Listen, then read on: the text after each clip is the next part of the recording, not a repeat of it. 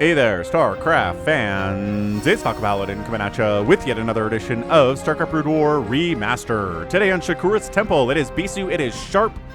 Bottom right is our blue Terran, it is Sharp, and at the top left it is Bisu. Now, Bisu knows how to play a PvT very, very well. He makes Terran players look silly sometimes, unless it is Flash. And that's why Protoss is the best Protoss player ever to play the game. That is my theory. Alright, so it's a PvT, which means vultures and tanks and some Goliaths, and a lot of Goliaths if there are carriers. We got Dragoons as the backbone here for Protoss. We've got Speedlots versus Spider Mines. We have some Storm maybe, just raining down all over the place. We're going to have some Reavers shooting out balls of fire and energy that are called Scarabs for some reason. And no proxies today, no cannon Russian. Just everything in the main base. Playing it safe here is a Bisu. Shakuras, homeworld of the Protoss after Ire was destroyed by the Overmind. StarCraft lore. Not my favorite kind of lore, but good nevertheless. Barracks coming up.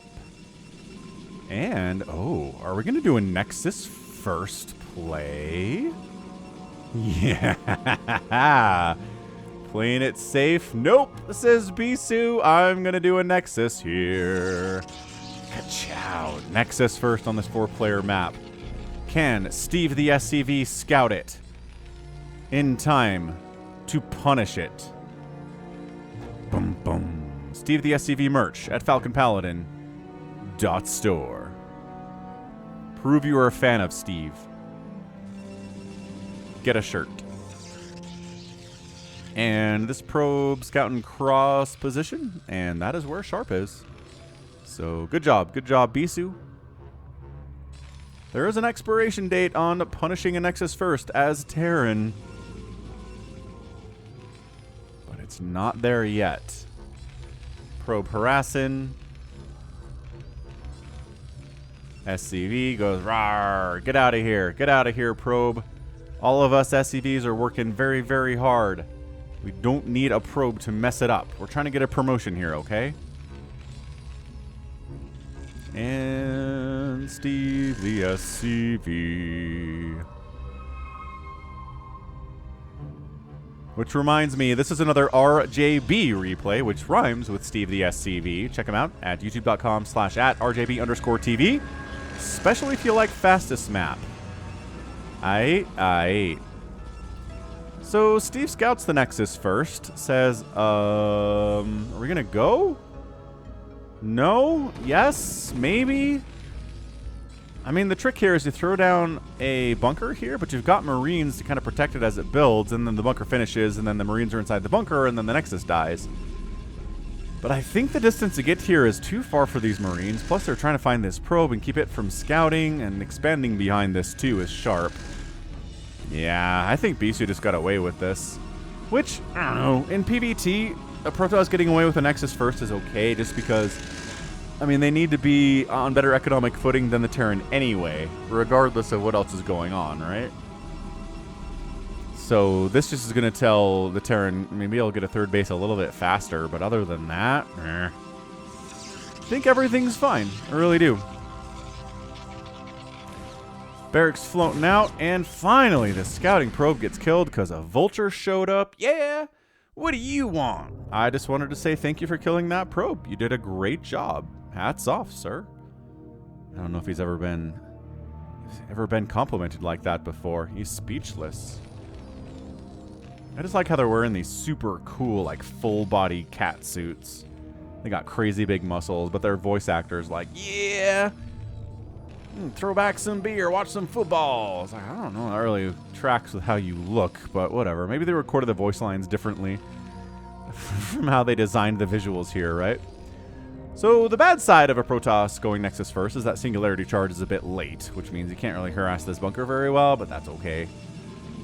It's a trade-off. And Bisu is obviously happy to take it right now. Third base, maybe down this left side here on Shakuras Temple. And it's going to come down to tank shots and spider mines and maybe some arbiter recalls. Maybe some disgusting EMPs. What does the future hold in this game? I don't know. You don't know either. Robotics facility coming in. Because what if there's spider mines and you don't have detection? What then? Well, then you just kind of die as a Protoss player. Turns out that's what happens. Someone figured that out early on in the game of StarCraft, that if your enemy gets spider mines and you don't have detection at all, you just die. Ah, range finished. Finally. But a siege tank is here to chase these 2 Dragoons away. If this was 4 or 5 Dragoons, they'd jump on this tank and they'd kill him. Well, why are you taking shots? Hey! Bisu! Stop taking shots! Get out of there. There we go. There we go. Goodness.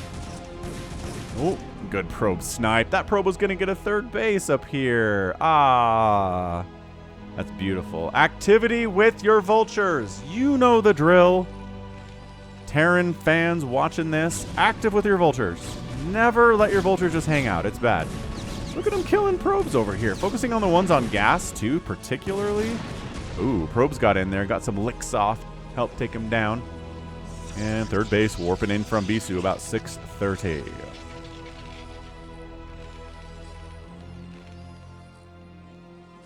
Man, if you like PVT, had a great PVT just a couple of days ago. You should check that one out. My brain is really trying to remember who that was.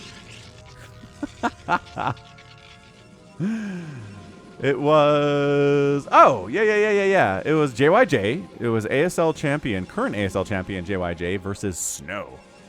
And it was a lot of fun. So if you missed that one and you're a PVT fan, check it out. Look, I'm here 6 times a week with Brood War content. So if you're ever like, man, it's weird, Falcon hasn't posted a video in a while, that's a lie. YouTube just isn't showing it to you, okay?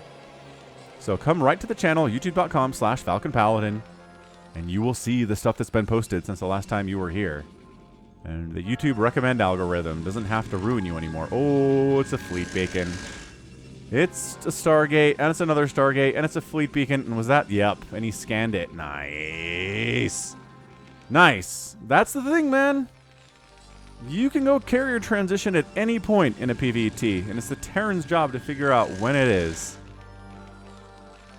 That's why Terrans have to be scanning so much. I mean, they scan anyway, but scanning, looking in particular for carrier transitions is a big deal. So, we get carriers in our PvT, do we? This is the only matchup the carriers really exist in. So, if you're a carrier fan, this is the matchup you watch in the hopes that carriers show up. But man, they don't every time, do they? A lot of PvTs that I cast, there's just not a carrier to be seen. And the Protoss can win anyway. It's not like if they don't have any carriers, they die. It's just a lot more Storm and Reavers and stuff. And speed lots and more mobility than the carriers give you, right?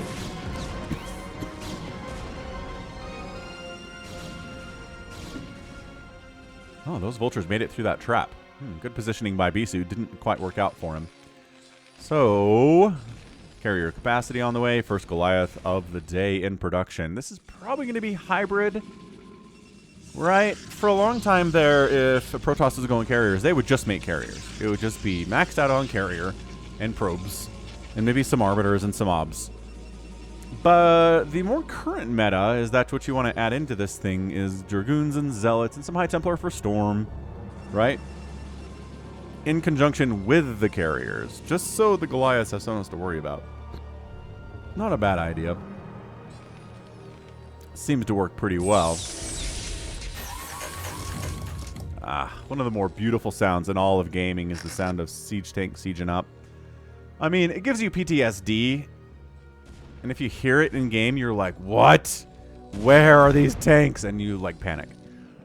But from an observer's perspective, an ob's perspective, it's nice. Scanning, seeing what's holding this wall, and it's a Dragoon who's going to get Spider-Mine in the face. Ow. And then the vultures slip through. Sick.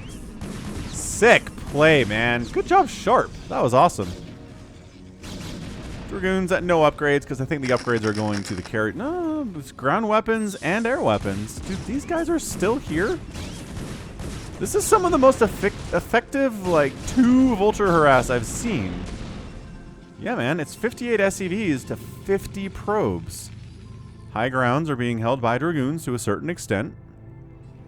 Carriers swinging down. Charon boost is a little bit late. I'm going to say I'm surprised to see it just starting now from Sharp.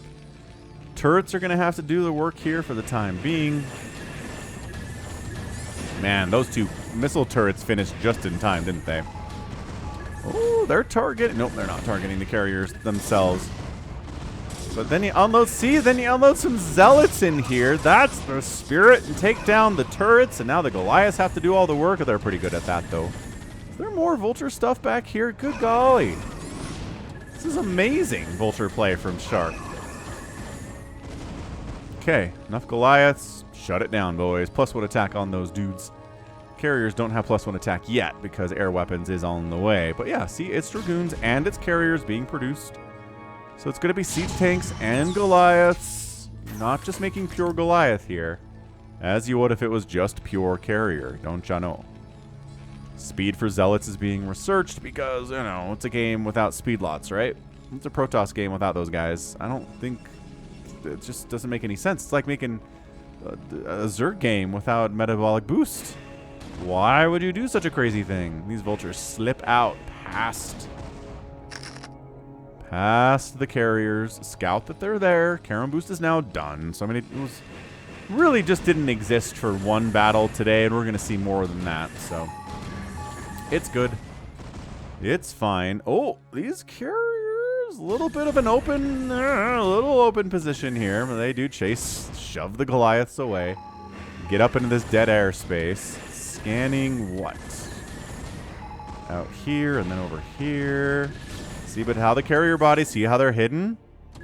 Oh, that's not hidden. Ow, ow, ow. See, when you're not hidden, you die. That's a dead carrier. Siege tank supporting the Goliaths.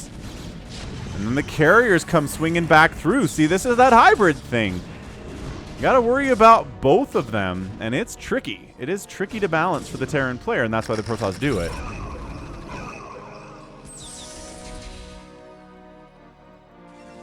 But yeah, 4 bases here for the Protoss, 3 bases for Sharp. 3's holding his own right now. I mean, Bisu, the best player, you know, the best Protoss player career-wise. I think Sharp's a very good Terran player, though.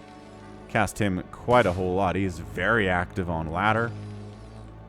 Very active in professional tournaments. He's not the best Terran player, but he's pretty good.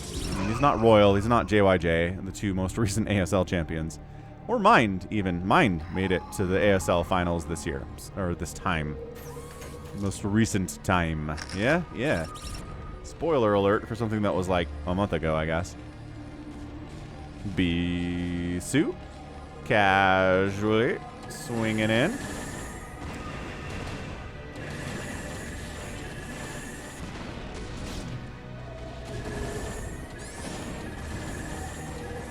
Yeah, just poking, prodding, trying to see if there's anywhere that Bisu can maybe wipe out an entire base. That'd be nice for him. Scans out, sees how much of a ground army is here, and it's just like, okay. Well, there you go. Zealots charging in. Carriers engaging as well. No, Bisu has to back it out. The siege tank count's a little bit too heavy for a no-zealot army on the ground. It's just Dragoons, and the tanks will tear them apart. As exhibited by the 4 Dragoon corpses on the ground right now. The 2020 mineral patches in the middle to tell us when this map was made. Oh, Sharp's chasing. Sharp is throwing up spider mines to prevent the exit of this, this avenue. I like it. Sharp being aggressive here. A couple Dragoons getting left behind because it leaves more time for the carriers to flee. Dude, Interceptors not... Ow! Interceptors getting wiped out, constantly replacing those Interceptors. You can see it up here in the production tab, just all the time. And then Sharp's like, well, okay. I mean, I guess I can wipe out your third base. That'd be nice if you're just gonna completely abandon it like this. Scanning to see where this army is. And everybody converges on these 2 siege tanks and these 2 Goliaths. So they all die, but they will be avenged, maybe, by their friends here. Another carrier down. Beautiful connection there. Storm, first storm of the day. Storm, 2 storms to kill a Goliath, 2 storms to kill a tank. Gotta bruise them up and then take them down. It is +2 attack for the air, +2, +1 for the mech here.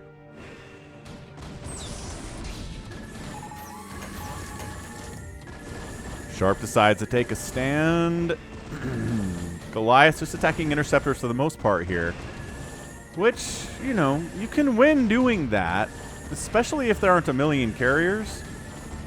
There aren't as many interceptors to kill, so everyone you kill really reduces the damage output capabilities of these carriers. We don't have an obs with this army. That's intriguing.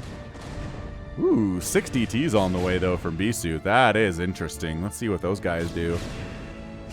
But upgrades for Sharp are fantastic. He's making a 4th base down to the south here, too. Considering expanding over here, but our guy Robert the Zealot says no. Robert the Zealot shirts and mugs available at falconpaladin.store as well. Here's a big engagement. Bisu, again, carrier micro is important. You never just A-move into this. Unless there are so few Goliaths, you can just wipe it out easily. But if it's a touchy situation, pull back. Find somewhere, keep those carriers out of range of the direct body hits, and you'll do much better for yourself in a PvT like this.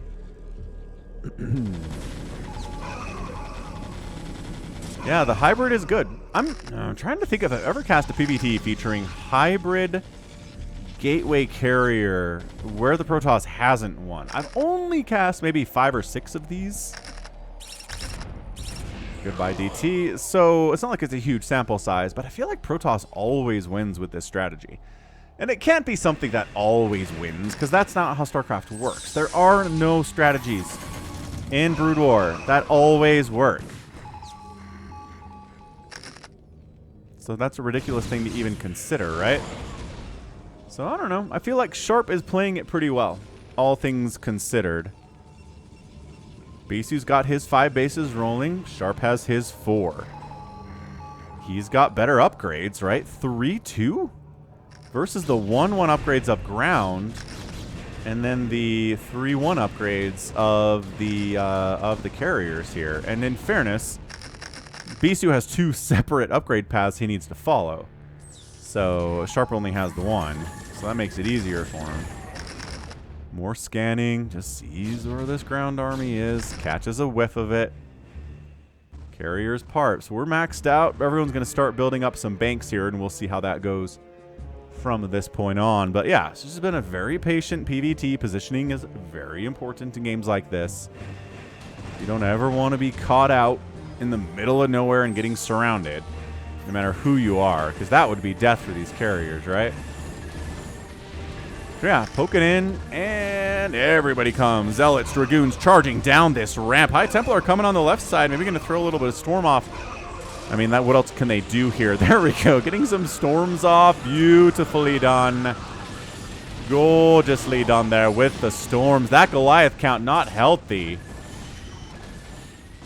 But the ground army not super happy either. Dragoons got to pull back. Zealots are all gone, and that means the carriers have to get out of here too. But look at him. Okay, individually targeting. Maybe I thought he was targeting tanks for a second there. Just kind of both. Goliaths and tanks are taking shots. Scanning this high ground, maybe? No? Okay, that's fine. And expanding in the bottom left during all that chaos is Bisu.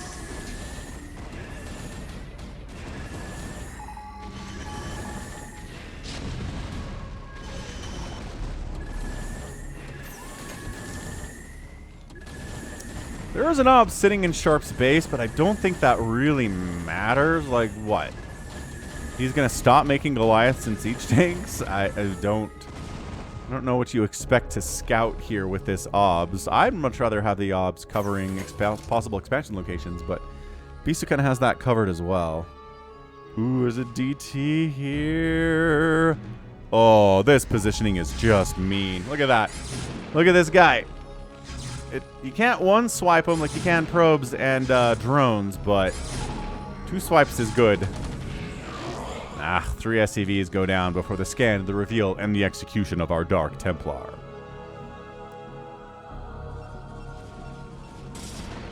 Or ire. Yeah, after that last battle, Sharp does find himself down about 150 supply. Uh-oh. Bisu just coming from an angle that Sharp was not expecting him to come from. But Sharp maybe trying to catch him in a trap here. Yeah, command center down, but replacement exists. But this bottom left base of Bisu... Like I said, this strategy is difficult for Terran to deal with. The carriers alone are tough. But just having to account for the Zealots and the Dragoons and everything, it is not a good experience. I'm rooting for Sharp here, though, just sheerly for the fact that I'd like to see this strategy go down once. A single time would be cool. Vultures throwing spider mines every which way. But they did get scouted by like 6 observers that are kind of hanging out in the middle of the map. Oh, sniping High Templar. Oh! Spider mines too. Phew, another High Templar killed. Alright. Alright. That was definitely a solid trade for Sharp. One of the better ones he's had in this game. Does not get that High Templar. He is almost dead at 7 HP, but he thanks the carriers and the Dragoons for helping to keep him alive. The other thing about being active with your Vultures is that you know where the army of the Protoss is generally, right? Harder for them to surprise you through throwing spider mines down everywhere and being active with your Vultures. I'm sure the Vultures are going to die if they run into this group, but the Scout got there anyway. Yeah, 6 Zealots at a time on the way. Air armor, plasma shields coming in. Science vessels, maybe science vessels for detection purposes.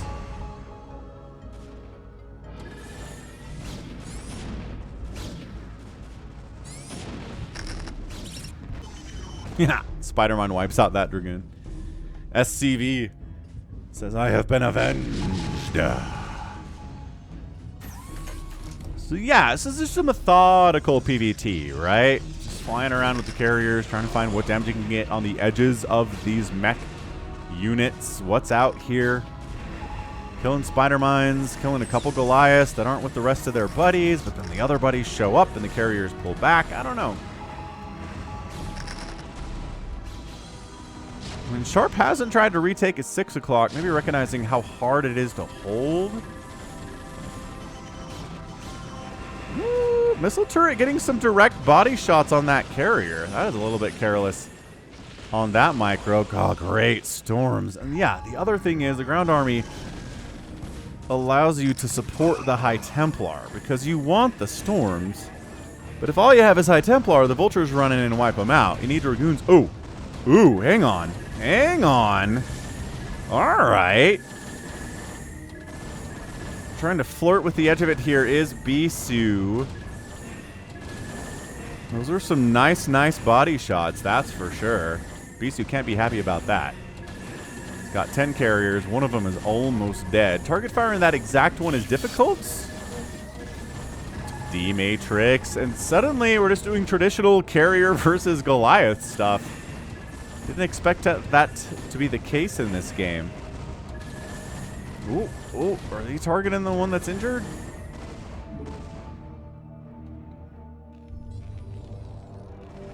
Yeah, expanding up the right side seems to be the idea for Sharp at this point. He's down 50 supply, which does not bode well for the Terran player. But I like the map control that he has. He's got spider mines everywhere. He's got a decent economy. It's not like he's been knocked down to 3 bases. I mean, he's kind of on 2 mining. All right, this is bad, actually. Carriers gotta run by on ya, man. Sharp, where were you? You knew the carriers were down here? Okay, so now Sharp is knocked down to 1 base. That is... yeah, I was like, he's doing all right. But economically, that is not the case. Oops, good snipe on that science vessel. See, and now we can just fly into the main, and you have to go all the way around over ground to get here. We're just going to snipe off, what, factories? Maybe the armory is particularly, but I mean, the armory. It's already 3-3. The upgrades are done.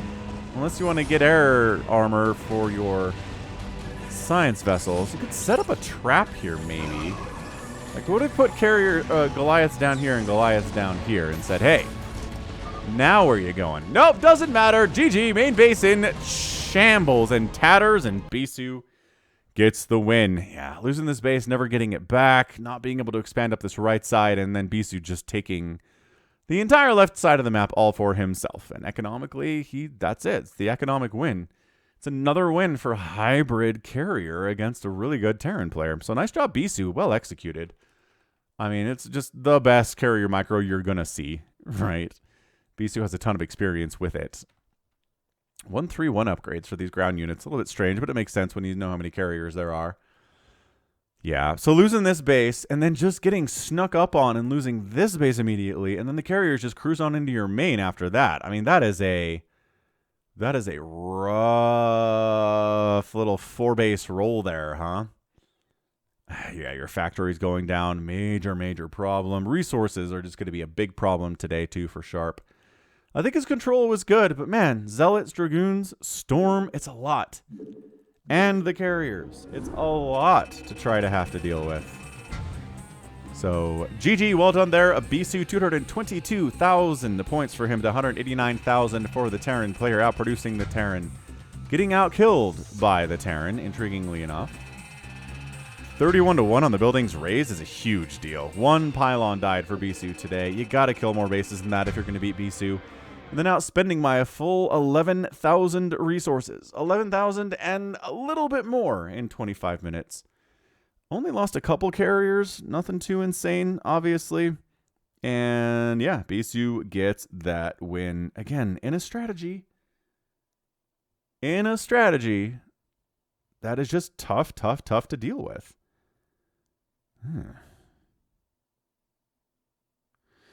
All right. So one day, we are going to have a game where a Terran can defeat this strategy, but today is not that day. All right, so that is going to be it from me, though. This has been Falcon Paladin coming at you with yet another edition of StarCraft Brood War Remastered. Go ahead, hit that like button, hit that subscribe if you like what you saw and what you heard today. You can also catch me on Twitter, Facebook, Patreon, and Twitch, all at /Falcon Paladin. And until next time, as always, thank you so much for watching, and you take care of yourself.